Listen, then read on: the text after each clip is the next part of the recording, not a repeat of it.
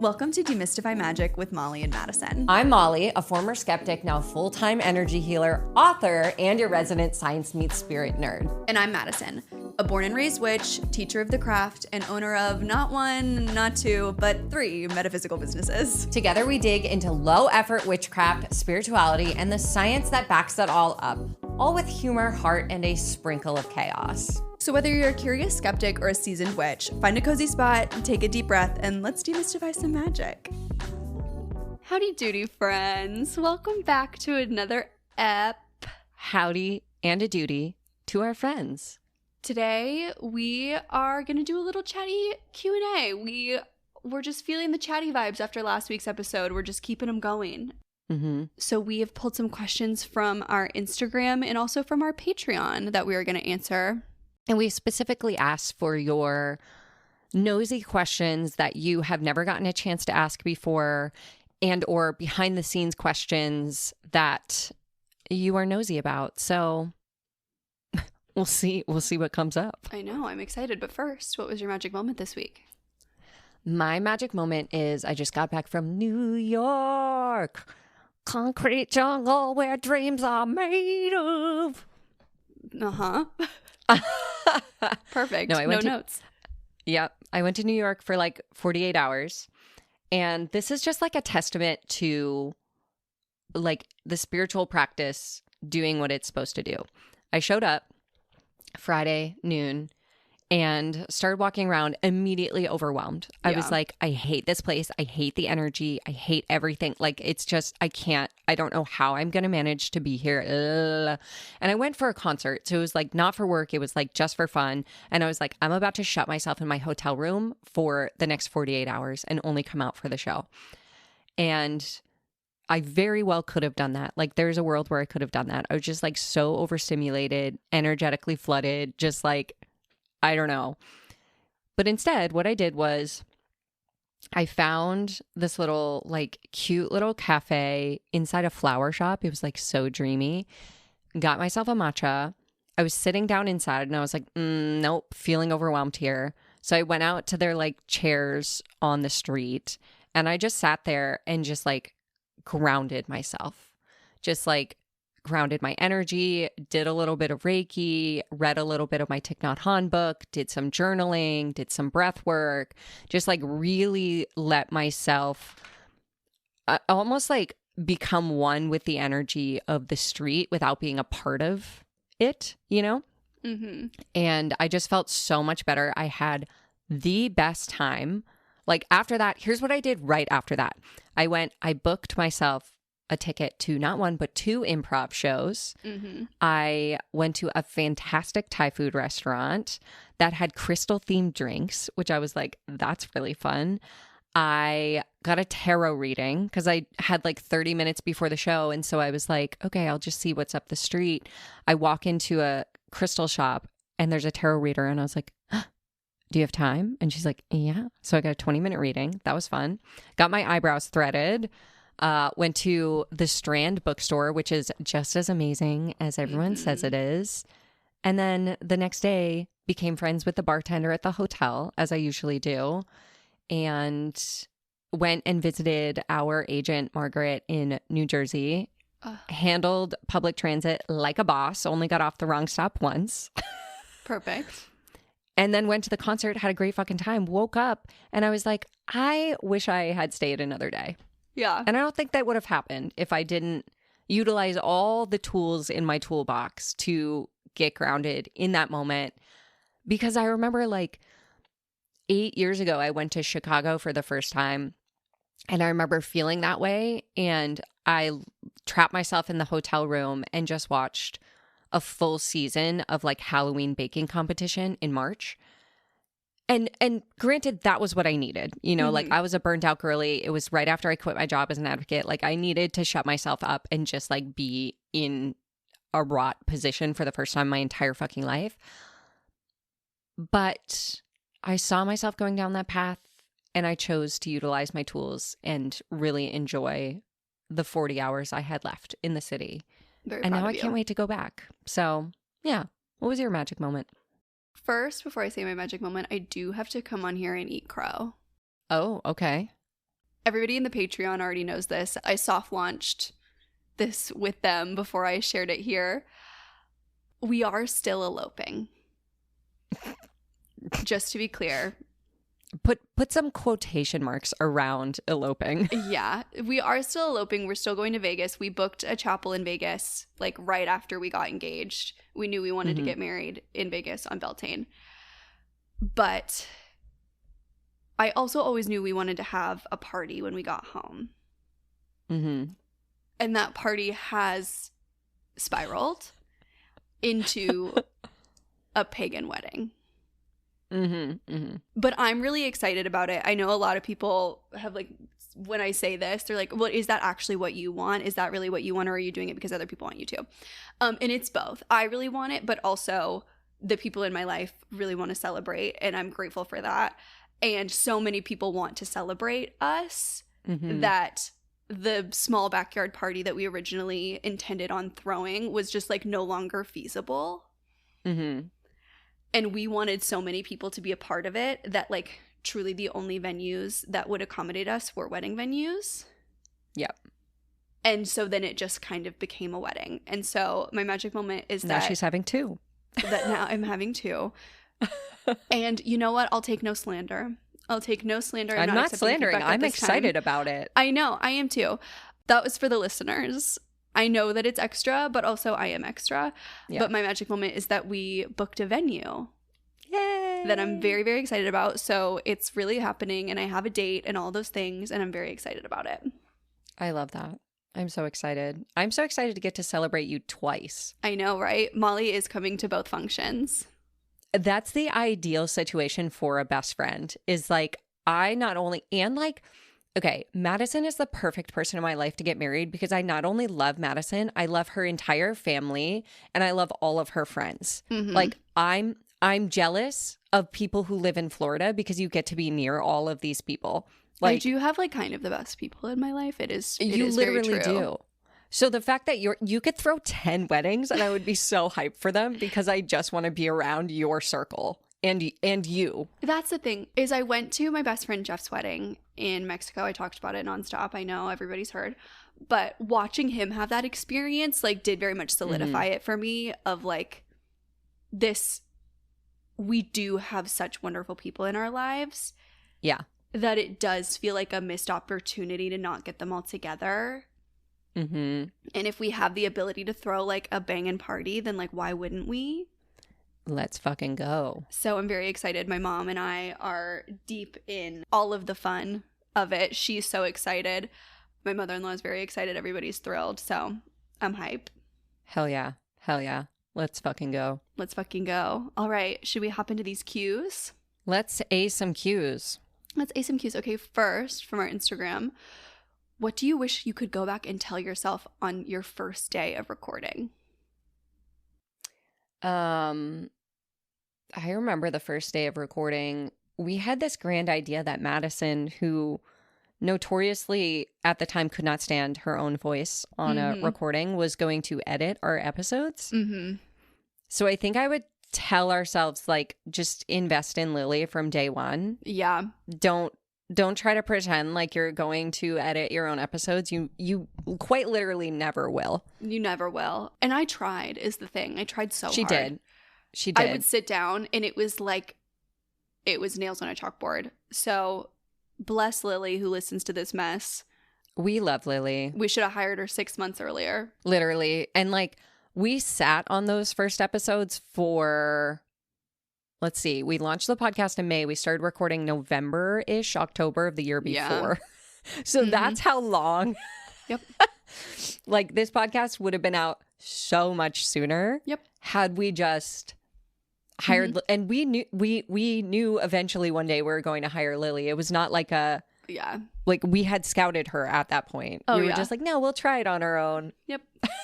Yep. Sorry about that, everybody. That was on me. Would have hired Lily way sooner. Lily, give yourself a plug in the show notes if you want to. Like everyone, Lily is the reason this podcast exists. So send all of your kudos and compliments to her. Like we are just two girlies who yap and The recordings we sent her are a mess. Like, we sound polished because of Lily. Mm-hmm. We love you, Lily. We love you. Everyone drop in the comments, we love you, Lily. Say something nice about Lily in the comments. Yes. I really like your logistical answer to this question, because my thought process reading it was like, oh, I would tell myself like to not be so worried or to like not be afraid to yap and show my personality. I was so no, I love your logistical answer because that is also true. I was so afraid of talking about anything that wasn't like source material, you know, like that wasn't value adding, quote unquote, because I was afraid of like not being seen as super useful.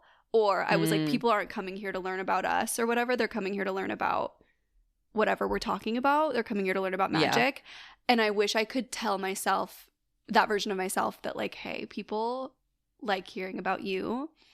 Yeah. And it's going to be okay. Like, you don't have to be an information vending machine. Yeah. See, I feel like I agree, but I wouldn't go back and tell myself that because I feel like I needed to figure that out on my own. Mm-hmm. You know, like I think part of the reason we were, and I listen to sometimes like those first couple of episodes and I think they're great, you know, like they still hold the test of time. They're still in our top 10. Yeah. Like best performing like people still find us that way. And so I wouldn't change that. But I do think like the other piece of advice I would give myself is like, don't read the reviews. Oh yeah, never read the reviews. And unfortunately, I do have a masochistic part of me that every once in a while I will read the reviews. And I will not just read the reviews on the podcast. I will go down the reviews of Mundane Magic. Mm-hmm. I will like find TikToks about us and I will read the comments. Mm-hmm. And it's Madison who has to pull me out of that, which is funny because when we started the podcast, the exact opposite was the case. Yeah, well, I wouldn't read anything. Molly would have to send me a summary. Yeah. I would have to say everyone loves us. Nobody's mad. Yep. I think that's why I would want to go back and say it to myself, because I don't think I would have changed my behavior. I think it would have just made it easier for me to begin to show more of myself as we started to grow. Totally. But I also think that arc is what has made people like feel so connected to us. For sure. Like I talk about all the time, like especially in interviews now about Mundane Magic, people ask me, like, what is your journey to witchcraft? Like, how did you go from skeptic to calling yourself a witch? And I talk about this podcast and this community and how when we started this podcast, I would not have called myself a witch. I would not have claimed that title for myself. And it was having the conversations where I'm like, wow, Madison is definitely a witch in my eyes in the best way. And we have very similar practices. Mm-hmm. And then when I started opening up and talking about my relationship to that word and having conversations with our listeners who felt the same way, and all of us coming out of our cocoon together, I think like there's something really magical in that again, like I don't think I would change anything because, and I wouldn't tell myself anything different because I think that unfolding is what has led to the community we have now. Mm-hmm. Yeah, for sure. Like you coming out of your shell over time on the podcast, like people still reference that where they're like, Madison has given me permission to be less afraid about how I'm being seen. And I think our listeners had to see us, like the ones that have even binged the entire, put a shirt on, Drew. You didn't see him for the last 2 minutes. Slowly creeping from the bathroom door to the hallway that I've just had to say, pretend is not hysterical. Yeah. No, but I anyways, get that. Like, I think the people, you know, I love hearing from new listeners who they find us on a recent episode and then they go back, they binge the entire pod and they're like, wow, like I really feel like I've been a part of this journey because we've been so open about where we're at that all love to the listeners. I just would have loved to give myself a little bit less anxiety. Yeah, fair. So grateful that everybody has like been a part of the journey and that there's been some inspiration there. Love that for you guys. It just did come at the expense of like a lot of sleepless nights. Yeah, that's fair. Every Monday night for like a year, Madison would be like, maybe we shouldn't post that episode tomorrow. Maybe we should pull it. And I'm like, no. Our motto was nobody hate listens to a podcast. Yeah. And I think it still remains true. And you know what? Some of you do now. And hey, bless you for that. Yeah. Thanks for the engagement, babes. Yeah. Please tell us how much we suck, how much we say like too much in the comments. Oh my God. Go for it. Go for it. Please. Make sure there's a little extra attitude in there for me. Mm-hmm. I love to have, and now, you know what? I love to have something to respond to. I know. Madison's like the villain, like in the best way. Like anytime I respond, I'm the one who responds to the hate comments, by the way, because I send a screenshot to Madison and then I send what I'm thinking of responding. And she's like, oh, that's nicer than what I would have said. And you know what? I've just started responding on my personal account. And I want you to know it was me. I'm like from the branded account, just like, what a good point. Anyways. Yeah. And I'm like, you're being rude. Yeah. That's an inside thought. Madison's account says, well, I say, actually, here's why people police women more than men. I did say that's an inside thought the other day. And it was. It was an inside thought. It really was. It really was. Yeah. So anyways, I love that I get to see my bestie in her villain era with those hate comments now because having fun. I love it. I love it. Next. Someone asked, how do you handle disagreements? And I said, we don't, because we don't have any. And Madison disagrees with that. The thing is, we don't disagree in we disagree, we don't argue. Yeah, we've never had a disagreement that is like a stick in the mud, like one of us has to make a case for the other. Mm-hmm.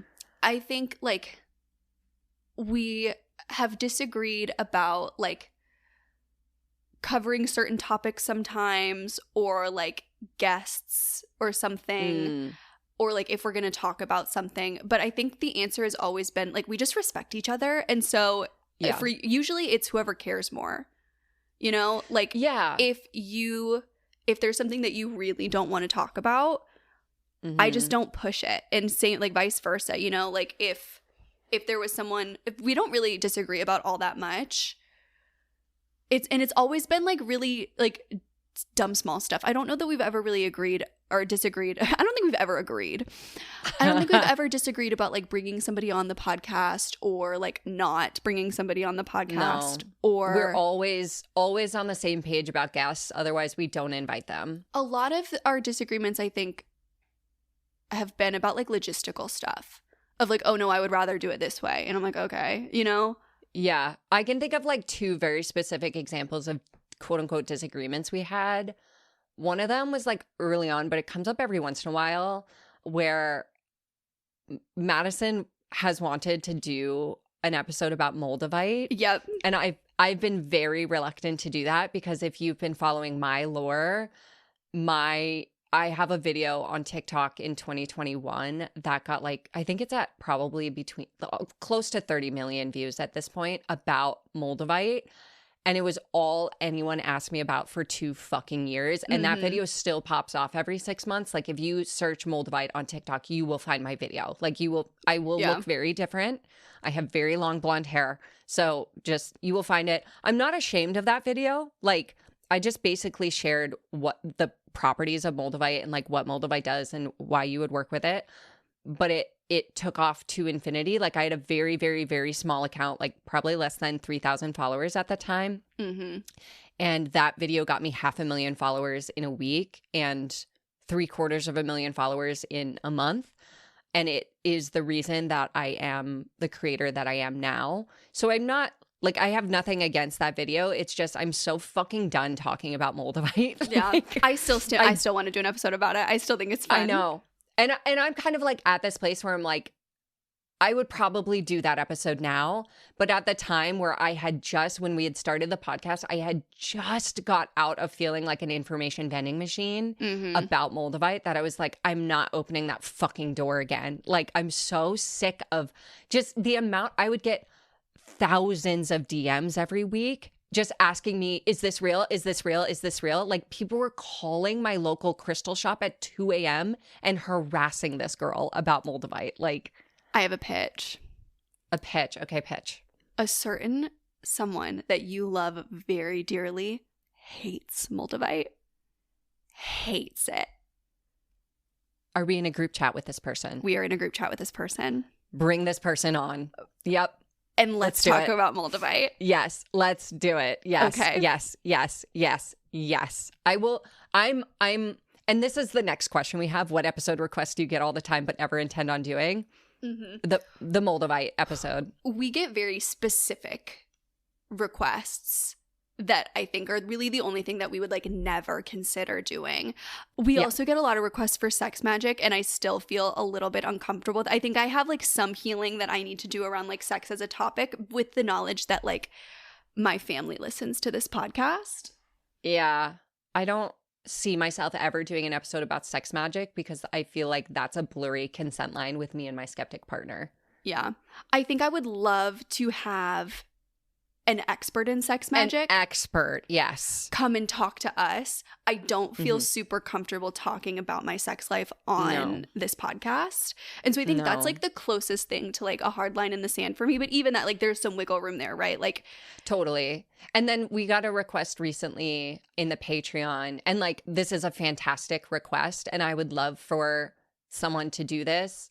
But like talking about the intricacies of OCD and magic, I just like I don't feel super comfortable doing that. That would be one that I would want like a mental health provider to come on and talk about it, because there is like such a fine line between magical thinking and OCD and like magic. And I feel comfortable in my own practice discerning the difference, but I don't feel comfortable as a non-mental health provider speaking with authority that out. Yes.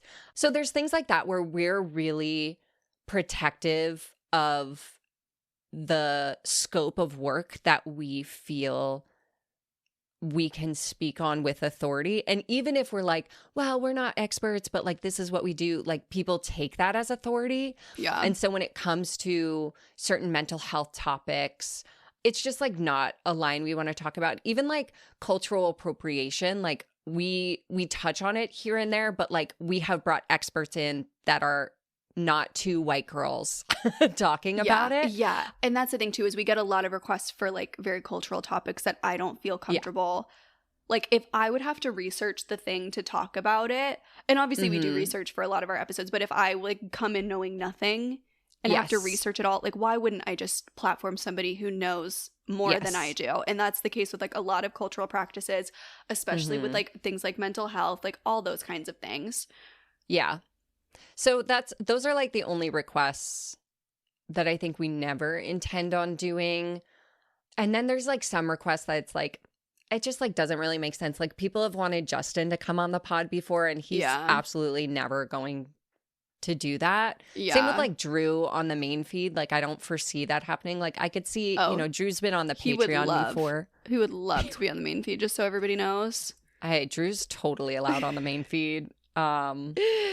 Drew says, give me a goddamn microphone. I know. He's I was trying to give you an out. I was trying to give you an out.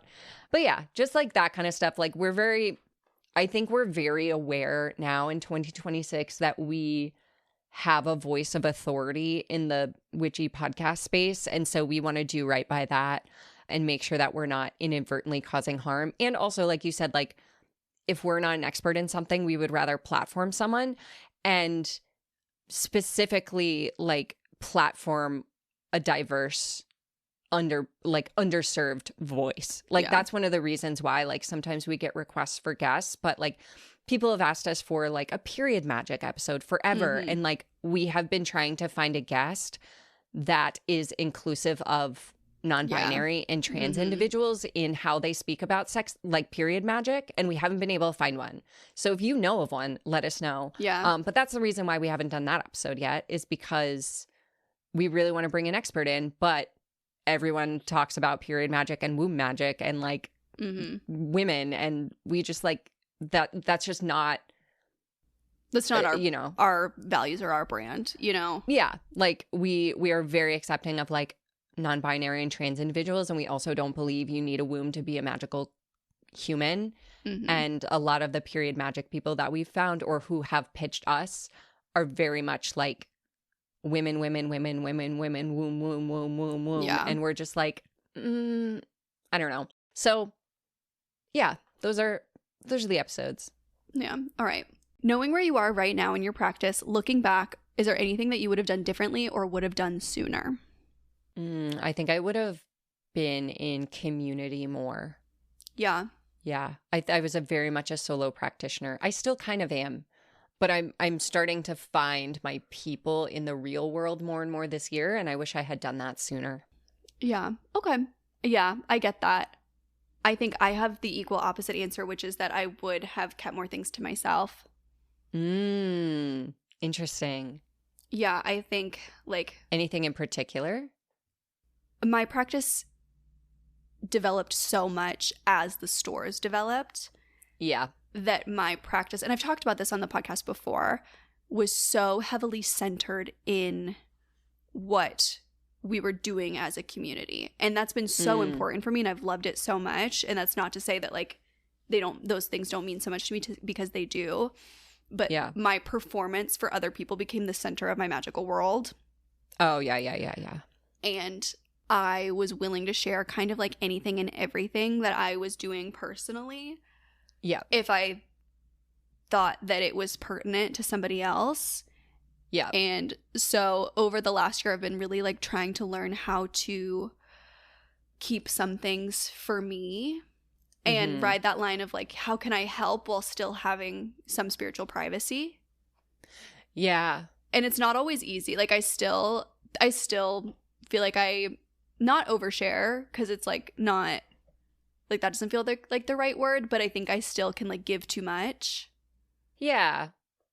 Yeah, I like how you use the word performance, because I think that's something that I think about in my practice a lot, especially, you know, when it comes to like mundane magic stuff, because that is really what my practice is so based in, is like folding the laundry as a spiritual practice, making breakfast as a spiritual practice, that whenever I have a moment where I'm like, oh, that just clicked for me, I got to share it, you know, like.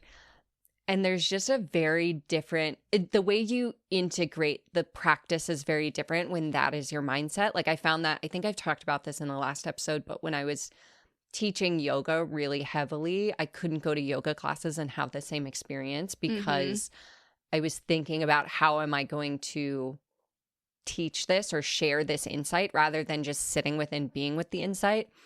I agree with you in that sense as well. Like, I think right now, for the first time ever, there are pieces of my practice that I'm like, oh, I'm not ever going to share this. Yeah. It's been both fun and also weird, because I'm like, oh, I'm so excited about this. Yeah. But like, I want to keep it stays exciting because I'm not sharing it, I think. Yeah. I agree with that for sure. Yeah. Okay. This came from our Patreon. What's your big threes and what are they the most accurate about? So I am a Sagittarius sun, Virgo moon, and Cancer rising. And I am such a Cancer rising. I cry all the time. I'm very deep. I'm like a very deep feeler. I'm very, very emotional. I was very much like called too sensitive growing up. Like I've always really, really been in tune with my emotions and felt things really, really deeply. And I think a lot of people are surprised to hear that I'm a Sagittarius because of that. But I do definitely relate to Sagittarian energy in that like I need things to be like, I need some spice in my life. I need there to be some change. Yeah. And that's why I think that like I really do well in this job, like in business ownership, because every day is different. Like I need that rather than like doing the same thing every day.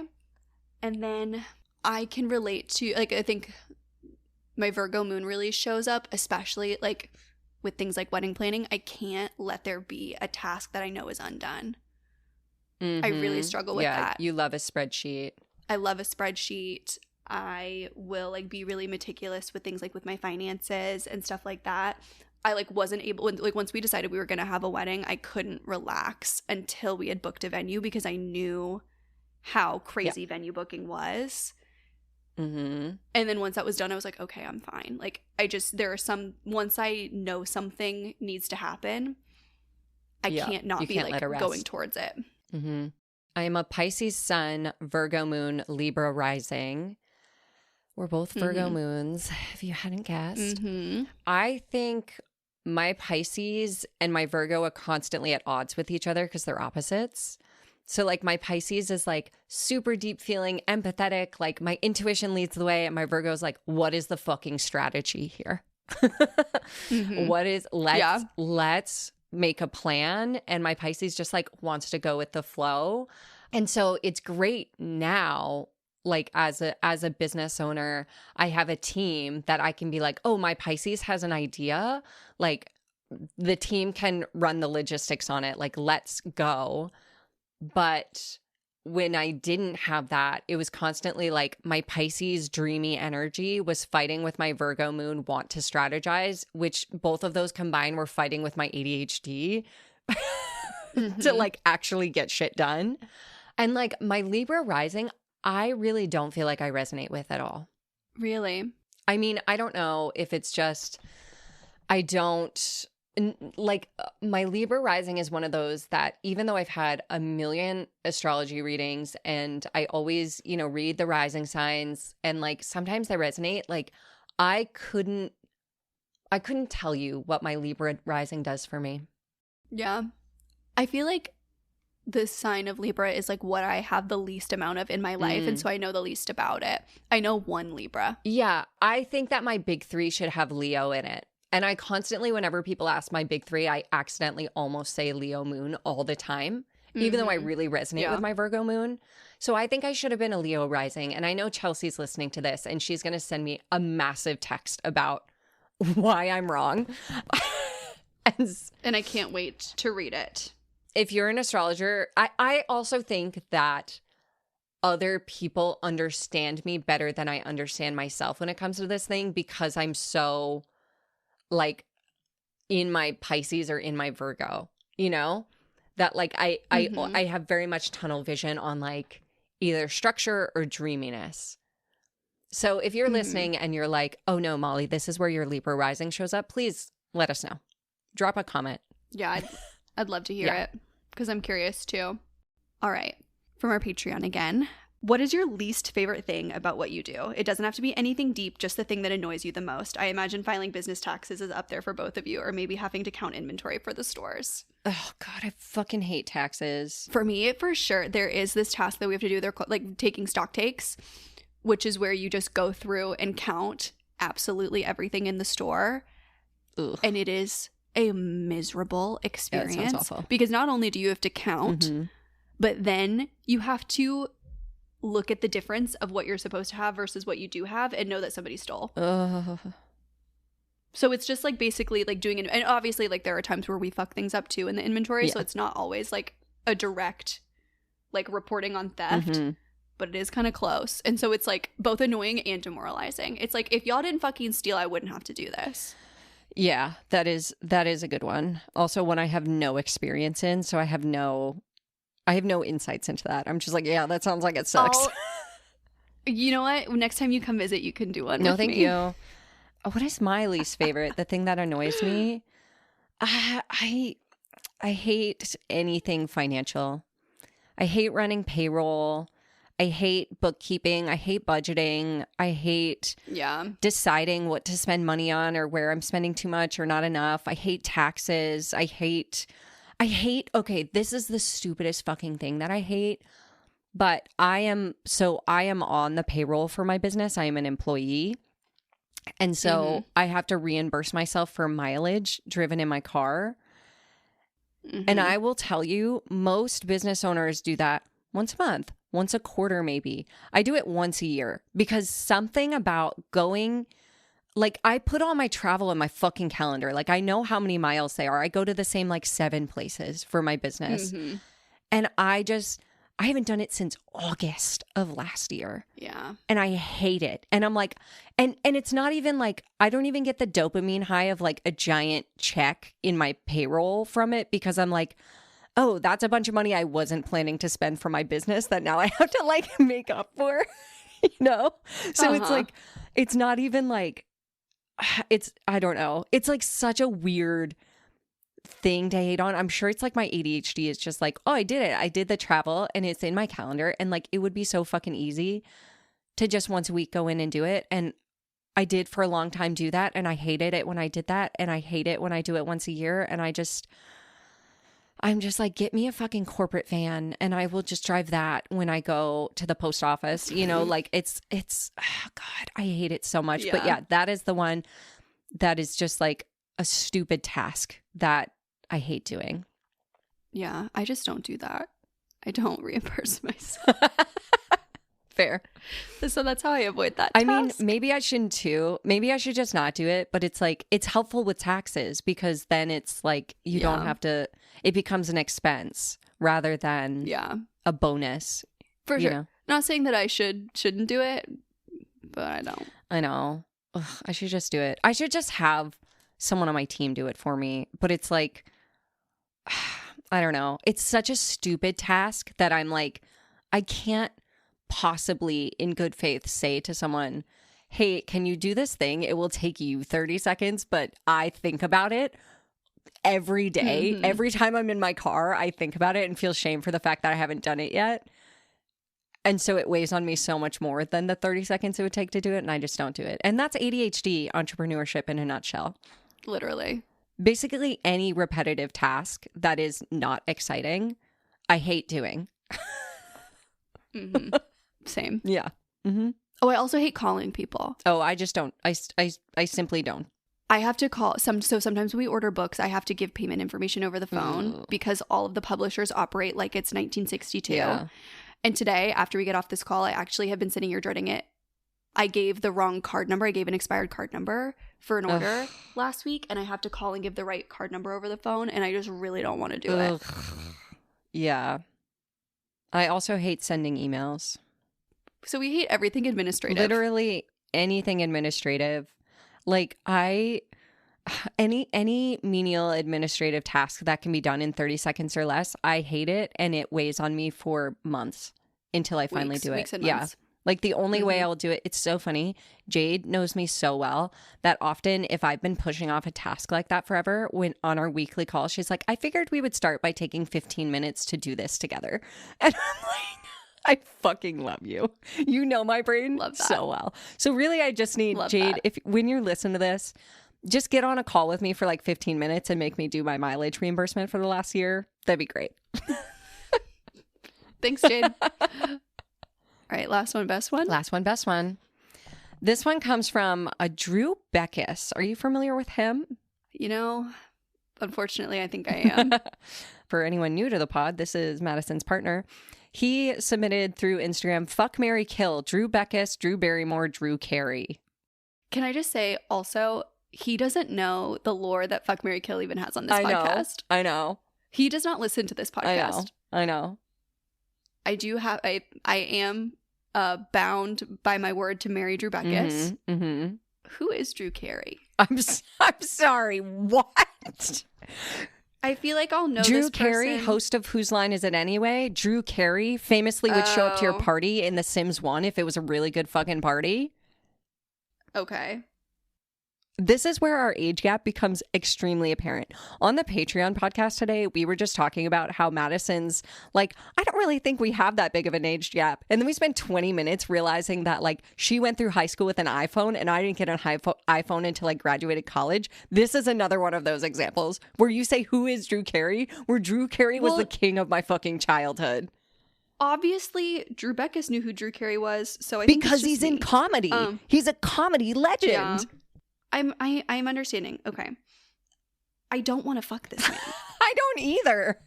But I also don't want to fuck your Drew. Yeah, no, you have to kill my Drew. I have to.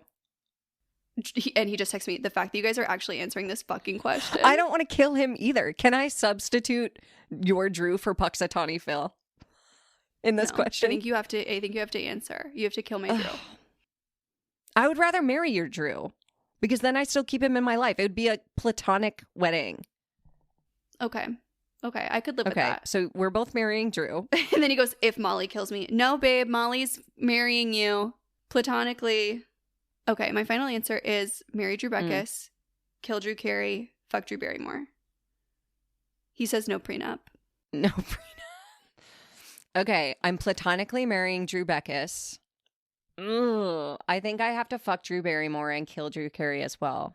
Though I'm not happy about it. I think that it's the right answer. It is. Glad I Googled him. I feel like I Drew don't wanna fuck Barrymore that and I man. would really get along. Like, I want to be on her show bad. I love Drew Barrymore. I love her. She's a if little anybody angel. else was in that Fuck, Marry, Kill, I would marry Drew Barrymore. Have you seen putting $1 in the Planned Parenthood bank for this, but have you seen the episode where MGK is painting her nails and he's just like, No. I'm just feeling really down today. And she's like, that's okay, buddy. You don't have to be like happy-go-lucky all the time. And he's like, I love her. She's just so kind. I love it. I love it so much. Did we do it? Did we do it? I think we did it. I think we did. God bless us. God bless this wacky community we found ourselves in. Mm-hmm. All right. We will see you guys next week. If you want to have your Q's aid on our next Q&A, maybe join our Patreon. We're doing a little fun extravaganza during Love Island season. We've got weekly episodes of our bonus podcast recapping and giving all of our thoughts and feelings about Love Island. You also get access to all of our research materials for our more research heavy episodes, all of our notes, group chats, a majillion fun little group chats. Mm-hmm. Also, I will say we did have like a pretty good discussion on the Patreon bonus episode today that did not have to do with Love Island, but was inspired by Love Island. So if you just want to hear us yap more, it's a fun place. It's a fun place. And you support this show. All right. On that note, we'll see you next time. Okay. Love you. Love you. Bye. Bye. Thanks for listening to Demystify Magic with Molly and Madison. All our links, from spells to ceremonies to ways to support us, are waiting in the show notes. We'd love to hear your magic moment of the week. Share it in a review, tag us on socials, or bring it to our Patreon clubhouse at demystifymagic.com. And remember, you are the magic. Okay. Love you. Bye. Hey, it's Ryan Reynolds here from Mint Mobile. Now, I was looking for fun ways to tell you that Mint's offer of unlimited premium wireless for $15 a month is back. So I thought it would be fun if we made $15 bills. But it turns out that's very illegal. So there goes my big idea for the commercial. Give it a try at mintmobile.com/switch. Upfront payment of $45 for 3 months, $90 for 6 months, or $180 for 12-month plan required. $15 per month equivalent. Taxes and fees extra. Initial plan term only. Greater than 50 gigabytes may slow when network is busy. See terms. Starting a business can seem like a daunting task, unless you have a partner like Shopify. They have the tools you need to start and grow your business. From designing a website to marketing to selling and beyond, Shopify can help with everything you need. There's a reason millions of companies like Mattel, Heinz, and Allbirds continue to trust and use them. With Shopify on your side, turn your big business idea into... Sign up for your $1 per month trial at shopify.com/special offer.